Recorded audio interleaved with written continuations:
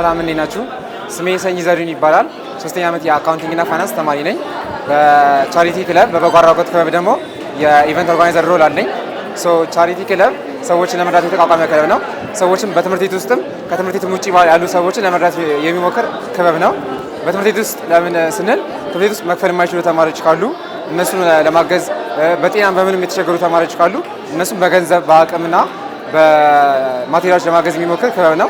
በውጭም ደግሞ የእርዳታ ድርጅቶች በመሄድ ወደ እነሱ ትሪፕ በማድረግ ሰዎችን በልብስ በሌሎች ማቴሪያሎች ከዛ በገንዘብ ከዛ ደግሞ በጉልበት ለማገዝ የሚሞክር ክለብ ነው።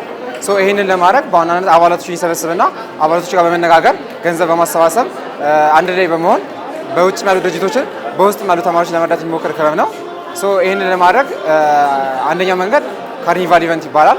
ገንዘብ እናሰባሰብበት መንገዳችን አንደኛው ካርኒቫል ኢቨንት ይባላል። ካርኒቫል ምን ይመስላል፣ ለምንድን ነው ዓላማው የሚለውን ደግሞ በመቀጠል የክለባችን ግንኙነት ክፍል የሆነው ያስረዳቸዋል።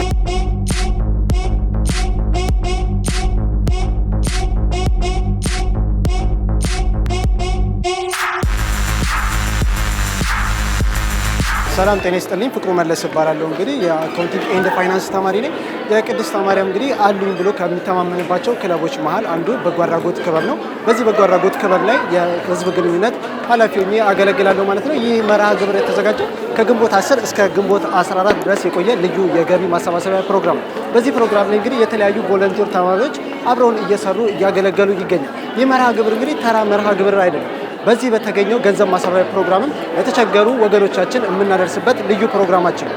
እስከዛሬ አብራችሁን ለቆያችሁ በሙሉ እናመሰግናለን። ሰላም፣ አርሴማ ተፈሪ ይባላለሁ። የአካውንቲንግ ኤንድ ፋይናንስ የ3ኛ ዓመት ተማሪ ነኝ። እንዲሁም ደግሞ የቻሪቲ ክለብ አክቲቭ ሜምበር ነኝ። በዚህ ሳምንት በተደረገው የቻሪቲ ክለብ ባዘጋጀው ለበጎ አድራጎት በሚውል ገቢ ላይ የተለያዩ ጌሞች ነበሩ፣ እንዲሁም ስናኮች ነበሩ። አሪፍ የሆነ ቆይታ አሳልፈናል። እንዲሁም በዚህ አጋጣሚ ቱ ብራዘርስ ፉድ ኮምፕሌክስ እጅግ በጣም እናመሰግናለን። ስፖንሰር ሆኖን እስካሁን ድረስ አብረውን የቆዩ ናቸው። እጅግ በጣም እናመሰግናለን።